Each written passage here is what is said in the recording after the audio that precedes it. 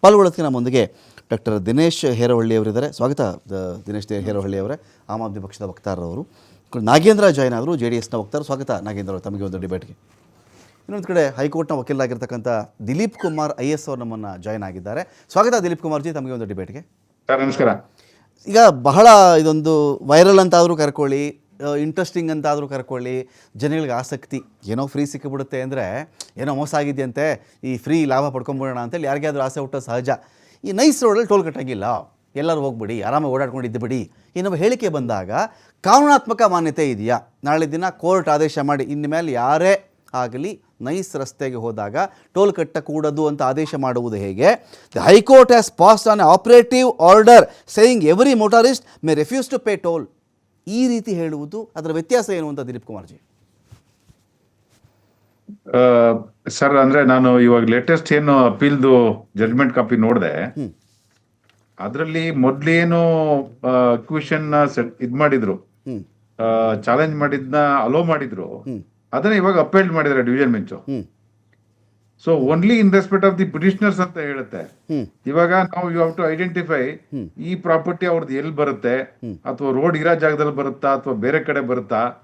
So ಇದನ್ನೆಲ್ಲ identify ಮಾಡ್ಬಿಟ್ಟು ಆಮೇಲೆ ನೀವು ಇದು ಅವರು ಟೋಲ್ ಕಲೆಕ್ಟ್ ಮಾಡಿ. ಇವಾಗ ಫಾರ್ ಎಕ್ಸಾಂಪಲ್ ರೋಡ್ ಅಲ್ಲಿ ಏನಾರು ಇದ್ದಿದ್ದು ಅದು ಡಿನೋಟಿಫೈ ಆದ್ರೆ ಅಥವಾ ಅಕ್ವಿಷನ್ ಲ್ಯಾಬ್ಸ್ ಆಯ್ತು ಅಂತ ಹೇಳ್ಬಿಟ್ಟು ಏನಾರು ಮಾಡಿದ್ರೆ, ಸೊ ಅದ್ರ ಬಗ್ಗೆ ಇಲ್ಲೆಲ್ಲೂ ನನಗೆ ಫೈಂಡಿಂಗ್ ಅಲ್ಲಿ ನಾನು ಕಂಡು ಬರ್ನಿಲ್ಲ. ಇವಾಗ ಏನು ಹೈಕೋರ್ಟ್ ಏನ್ ಹೇಳಿದೆ, excess more than 500 acres is been acquired by the KDB and but not used for the purpose of the road ಅಂತ ಹೇಳ್ಬಿಟ್ಟು ಹೇಳಿದೆ. So if the property is been acquired and not been used for the purpose for which it is been acquired, then and the award also is not been passed. For example, ಇದು acquisition start ಆಗಿದ್ದು 20 ವರ್ಷ ಹಿಂದೆಯಿಂದ.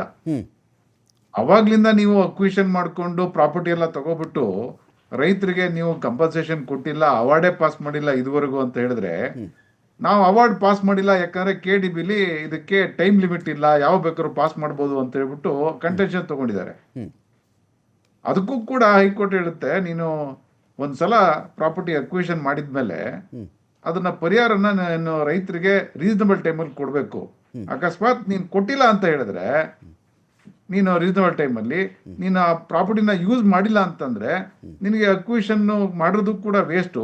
ಹಾಗಾಗಿ denotify ಮಾಡ್ತಾ ಇದೀವಿ, acquisition set aside ಮಾಡ್ತಾ ಇದೀವಿ ಅಂತ ಹೇಳ್ಬಿಟ್ಟು ಆರ್ಡರ್ ಮಾಡಿದ್ದಾರೆ. ಈಗ ಕುಮಾರಸ್ವಾಮಿ ಅವರು ಹೇಳ್ತಿರೋದು ಸರಿನಾ ದಿಲೀಪ್ ಕುಮಾರ್ ಜಿ? ಕುಮಾರಸ್ವಾಮಿ ಅವರು ಯಾರು ಟೋಲೆ ಕಟ್ಟಂಗಿಲ್ಲ ರೀ, ಹೋಗ್ರಿ ಆರಾಮಾಗಿ, ಕೇಳಿದ್ರಿ ಆರ್ಡರ್ಗಳು ತೋರಿಸ್ತೀರಿ ಅಂತ ಮಾತಾಡ್ತಾರಲ್ಲ.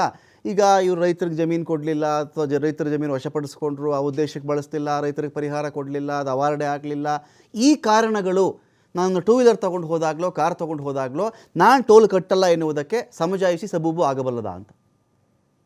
ಇವಾಗ ನಿಮಗೆ ಹೈಕೋರ್ಟ್ ಆರ್ಡರ್ ನೋಡ್ಬೋದು, ಅಲ್ಲಿ ಏನಾರು ಟೋಲ್ ಕಟ್ಟಬೇಡಿ ಅಂತ ಹೇಳ್ಬಿಟ್ಟು ಏನಾದ್ರು ಆರ್ಡರ್ ಮಾಡಿದಾರಾ?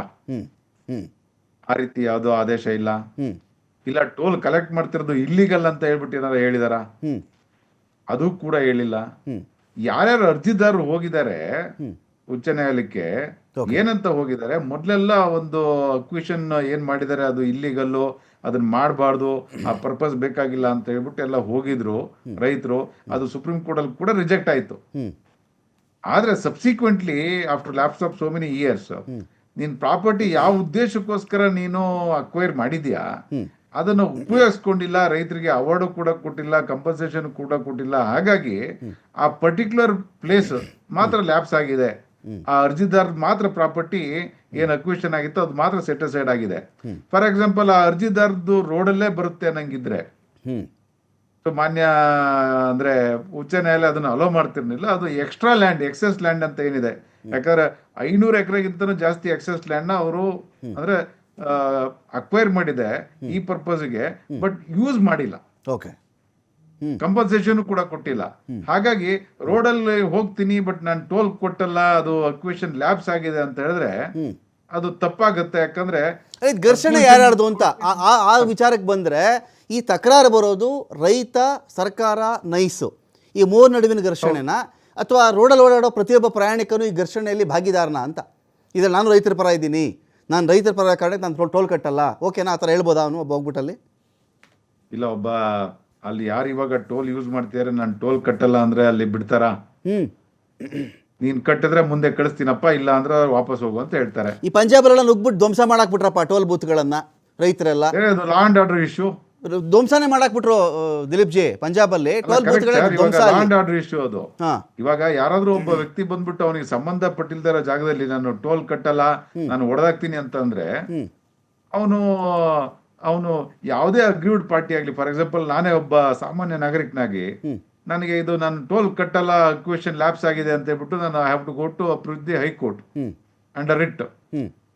ಈ ಪ್ರಾಪರ್ಟಿ ಡಿನೋಟಿಫೈ ಆಗಿದೆ, ಅಕ್ವೇಷನ್ ಲ್ಯಾಪ್ಸ್ ಆಗಿದೆ, ಹಾಗಾಗಿ ನಾನು ಆ ರೋಡಲ್ಲಿ ಓಡಾಡಬೇಕು, ನನಗೆ ದುಡ್ಡು ಕಟ್ಟೋದಕ್ಕೆ ಇಷ್ಟ ಇಲ್ಲ, ಆದ್ರೂ ಅವ್ರು ಅಲ್ಲಿ ಬಿಡ್ತಾ ಇಲ್ಲ, ಅವ್ರಿಗೆ ಡೈರೆಕ್ಷನ್ ಕೊಡಿ, they should not collect the toll because the ಅಕ್ವೇಷನ್ is been lapse ಅಂತ ಹೇಳ್ಬಿಟ್ಟು ಅವರು ಒಂದು ಆರ್ಡರ್ ತಗೋಬೇಕು ಕೋರ್ಟಲ್ಲಿ. ನಾನು ಕೋರ್ಟಿಂದ ಆದೇಶ ತಗೊಳಲ್ಲ, ಏನು ಮಾಡಲ್ಲ, ಪಬ್ಲಿಕ್ ಯಾರ್ದೋ ಪರವಾಗಿ ರೈತರ ಪರವಾಗಿ ಒಂದು ಆರ್ಡರ್ ಆಗಿದೆ, ಡಿನೋಟಿಫೈ ಆಗಿದೆ, ನಾನು ಅದನ್ನ ಯೂಸ್ ಮಾಡ್ಕೋತೀನಿ ಅಂತ ಹೇಳ್ಬಿಟ್ಟು ಹೇಳಿದ್ರೆ ಮತ್ತೆ ಅಲ್ಲಿ ಗಲಭೆ ಸೃಷ್ಟಿ ಮಾಡ್ತೀನಿ, ನಾನು ಅವ್ರದ್ದು ನೈಸ್ಗೆ ಸಂಬಂಧಪಟ್ಟಂತ ಟೋಲ್ನ ನಾನು ಡ್ಯಾಮೇಜ್ ಮಾಡ್ತೀನಿ, ಡೆಮಾಲಿಷ್ ಮಾಡ್ತೀನಿ, ಹೊಡಿತೀನಿ ಅಂತ ಹೇಳಿದ್ರೆ ಅದು ಯಾವ ಕಾನೂನು ಹೇಳುತ್ತೆ ಆ ಥರ? ಓಕೆ, ನಾನು ಮಾತಾಡಿಸ್ತೀನಿ